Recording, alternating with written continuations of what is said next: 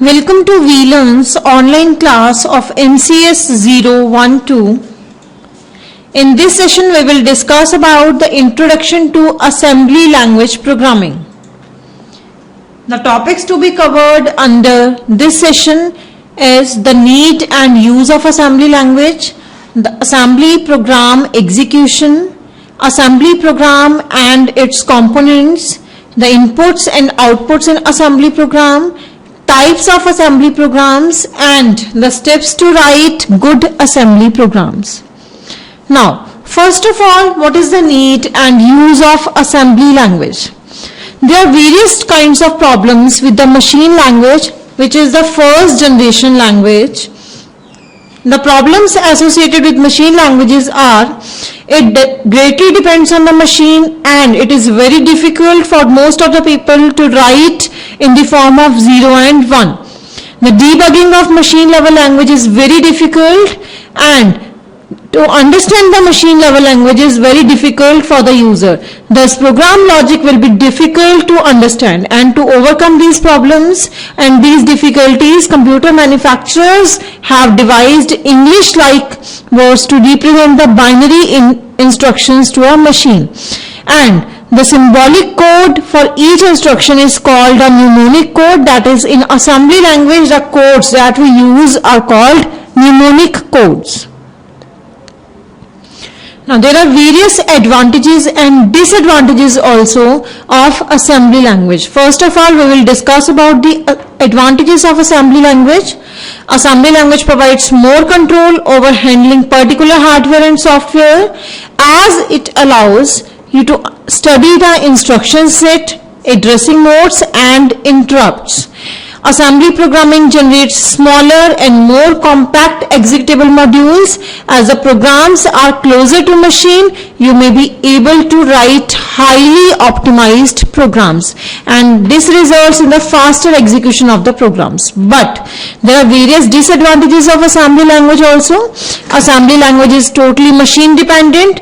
Thus, the assembly programs are not portable, and assembly language has very few restrictions of rules, and nearly everything is left to the discretion of the programmer, and this gives lots of freedom to the programmers in the construction of their system. Now, if we talk about the assembly program execution, then the ways to convert assembly language program into machine languages are divided into two categories, that is manual assembly or by using assembler. As we all know that computer understands only one language, that is machine language, and if we write program in assembly language, then there is a need to convert the assembly language program into machine language so that the computer can understand it and execute it. And the converter or translator that are used to convert the assembly language into machine language is known as assembler. We can convert the assembly language program into machine language by using manual assembly or by using an assembler. Manual assembly was an old method that required the programmer to translate each opcode to its numerical machine language representation by looking up a table of the microprocessor instruction set, which contain both the assembly as well as machine language instructions. Next one is using an assembler. The symbolic instructions that you code in assembly language is known as source program, and the assembler program translate the source into the machine code, which is known as the object program. Now, there are various steps we have to follow to assemble, link and execute the program. First of all, we will create a program by using any editor. For example, we create a program in Notepad and save this program with .asm extension. Then first step was editor file, that we create a file in, for example, in Notepad with .asm extension. The next step is to assemble the file, that is the file is converted into, the ASM file is converted into .obj file, that is object file is created with the .asm file, and after the creation of object file, the file is linked by using the linker, and the exe file will be created and executed. So there are 3 steps. First of all, we will create ASM file, then we will convert it into OBJ file, that is object file, and after that we will convert it into exe file. Next one is 2-pass assembler. Now, assembler typically makes 2 or more passes through a source program in order to resolve forward references in a program. The forward reference is defined as a type of instruction in a code segment that is referenced the label of an instruction, but the assembler has not yet encountered the definition of that instruction. There are 2 passes, that is pass 1. In pass 1, the assembler reads the entire source program and construct a symbol table of names and labels used in the program. That is the name of the fields and program labels and their relative location or offset within the segment. In pass 2, assembler uses the symbol table that it constructed in pass 1, and now it knows the length and relative position of each data field and instruction. It can complete the object code for each instruction. It produces the object file, list file, and cross-reference files in pass 2. Now, there are various tools which are required for assembly language programming. First of all, editor is required, which is a program that allows the user to enter, modify, and store a group of instructions or text under a file name. Next is assembler. Assembler is a program used to transfer or translate the assembly language mnemonics to the binary code for each instruction. After the complete program has been written with the help of an editor, it is then assembled with the help of an assembler. Next is linker. For modularity of your program, it is better to break your program into several subroutines, and it is even better to put the common routine like reading a hexadecimal number, writing hexadecimal number, etc. The linker produces a link file which contains a binary code for all compound modules. Next one is loader, which is a program which assigns absolute addresses to the program, and these addresses are generated by adding the address from where the program is loaded into the memory to all the offsets. And the last one is debugger. It is a program that allows the user to test and debug the object file, and the user can employ this program to perform the different functions. Now, errors in assembly program. Whenever we write the assembly programs, then there can be 2 possible kind of errors that can occur in assembly programs, that is programming error and system error. Programming errors are they are the familiar errors you can encounter in the course of executing a program written in any language, and if we talk about the system errors, then these are unique to the assembly language that permits low-level operations. A system error is one that corrupts or destroys the system under which the program is running. In assembly language, there is no supervising interpreter or compiler to prevent a program from erasing itself and even from erasing the computer operating system. Next is an assembly language program and its components. Now, as I already told you that there are different segments in a program like code segment, stack segment, data segment. Data segment which hold the different variables that we will use in the program. You can see the data segment which contains a variable name message. Next one is stack segment, in which we define the size of the stack. Next one is code segment, which contain the code of the program. This is line number and this is offset. We have to write only this much part of the program which contain different segments like code segment, data segment and stack segment. In data segment, we will declare all the variables that we will use in the program. In stack segment, we define the size of the stack, and in code segment, we will write the code of the program. Now, the program annotation consists of 3 columns as you see in this, that is line numbers, offset and machine code. assembler assigns line number to the statements in the source file sequentially. If the assembler issues an error message, then the message will contain a reference to one of the line number. Second column from the left contains the offset. Offset indicates the address of an instruction or a datum as an offset from the base of its logical segment. And third column displays the machine language produced by the code instruction in the program. Now, if you see a program source code, then each assembly language statement appears as identifier, keywords, parameters, and comments. The comments always begins with the semicolon symbol, then identifier to identify this particular statement, keyword or you can say mnemonic, and list of parameters on which the mnemonic will perform the functions. The element of the statement must appear in the appropriate order, but significance is attached to the column in which an element begins.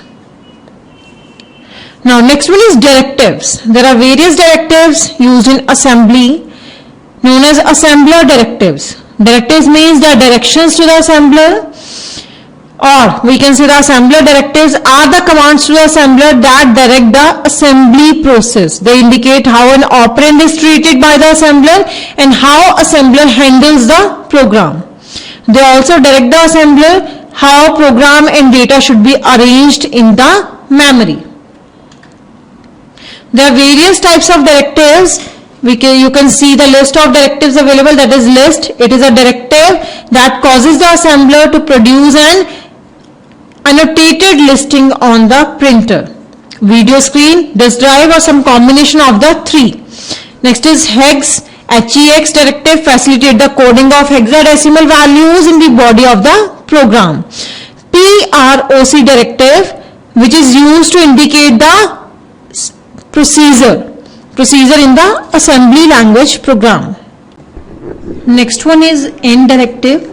END directive ends a segment, and NP directive ends a procedure, and simply END directive ends the entire program that appears at the last statement. Next one is assume directive. This directive tells the assembler to correlate the segment register with a segment name. For example, assume SS, that is stack segment name, then DS data segment name, and CS code segment name. Similarly, segment directive defines the logical segment to which the subsequent instructions and data allocation segments belongs, and it also gives a segment name to the base of that segment. You can see the list of directives, that is DB, DW, DD, DB for define byte, DW for define word, DD for define double word, DQ for define quad word, and DT for define 10 bytes. And number of bytes allocated by these directives are given in this list. DUP directive is also used to duplicate the basic data definition to n numbers of time. For example, array DB 10 DUP 0. It means array is a name, DB for define byte, and 10 states that this array contains 10 duplicate 0 values, that is 10 0 values. EQU directive is used to define the name to a constant, then EQU 20. It means constant contain a value, that is 20. Next is segment definition. MESM and TESM both are assemblers, that is macro assembler and turbo assembler. Macro version 5.0 and above, and TESM provides a simplified set of directives for declaring segments called simplified segment directive, and to use these directives you must initialize a memory model, and using the dot model directive before declaring any segment. The format of dot model directive is dot model then memory model, which can be tiny, small, medium, compact, large, huge, or flat. All the program models except tiny result in the creation of exe format programs, and the tiny model creates the COM format programs. You can see the different memory models, segments, and operating systems, and the data and code combines. Tiny memory model works with MS-DOS operating system, and in this code and data segments are combined. In small memory model works with the MS-DOS in Windows in which no data and code are combined. Medium memory model works with MS-DOS in Windows in which no data and code are not combined. Similarly, compact, large and huge. These three also works with MS-DOS in Windows, and data and code are not combined in these three also. Then flat works with Window NT, and in this data and code are combined. Now, general instruction format of an EXE format program. The memory map of a typical EXE program with segment defined in the order code, data and stack is: stack segment comes with stack pointer and stack segment, then data segment, then code segment. Code segments work with CS and IP, and PSP, which is 100 hexabytes, that is DS and ES. CS and IP registers are automatically initialized to the point to the beginning of the code segment. That you can see, these are all automatically initialized to the point to the beginning of code segment. Similarly, SS register is initialized to the point to the beginning of stack segment. You can see here, SP is initialized to the point 1 byte beyond the stack segment, and DS and ES register initialized to the point to the beginning of the PSP, that is program segment prefix segment.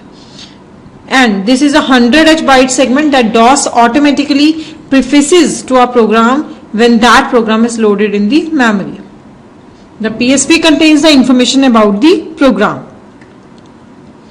Now, code segment, as I already told you that it contains all the instructions to be executed. The 16-bit code segment register or CS register stores the starting address of the code segment. The logical program segment is named code segment. When the linker links a program, it makes a note in the header section of the program's executable file describing the location of the code segment. When the DOS invokes the loader to load an executable file into memory, the loader reads that note. Next one is stack segment. The stack segment parameter tells the assembler to alert the linker that this segment's statement defines the program stack area. A program must have a stack area in that the computer is continuously carrying on several background operations that are completely transparent and even to an assembly language programmer. All the segments, for example stack, code, data, begins with dot, then segment name, that is dot stack for stack segment, dot data for data segment, dot code for code segment, and so on. Next is data segment. It defines an area of the memory where defined program variables are located. Dot data instruction marks this section as readable and writable but not executable. It also tells the linker that the data in this section are initialized. You can see format for data definition, that is name, directive and expression. Name specifies the data, reference the data item to the name, although it is optional, and directive specify the data type of the assembly, and expression represents a value or evaluated to the value. Next is input output in assembly program. Now, a software interrupt is a call to an interrupt servicing program located in the operating system.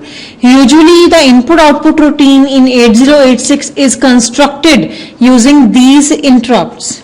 The 8086 recognizes two kinds of interrupt, that is hardware interrupt and software interrupt. Hardware interrupt are generated when the peripheral interrupt servicing program requests for some services, and the software interrupt causes a call to the operating system. It usually is the input-output routine. Software interrupt is generated by the program. The INT instruction generates a software interrupt. The INT instruction uses a single operand to indicate which MS-DOS subprogram should be invoked, and for input-output operations we have int21h. Here, number stored in AH register is used to specify which kind of input-output operation is to be done.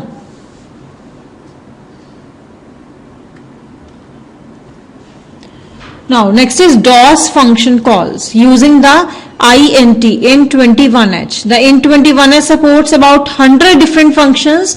A function is defined by putting the function name in function number in AH register. For example, if we want to call function number 01, then we place this value in AH register first by move instruction and then call int21h.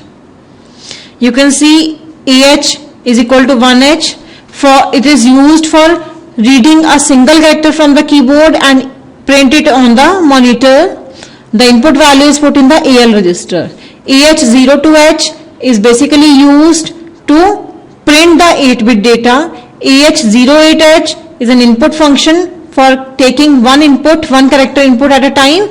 This is almost same as AH01H, but the difference is that the value does not get displayed on the screen.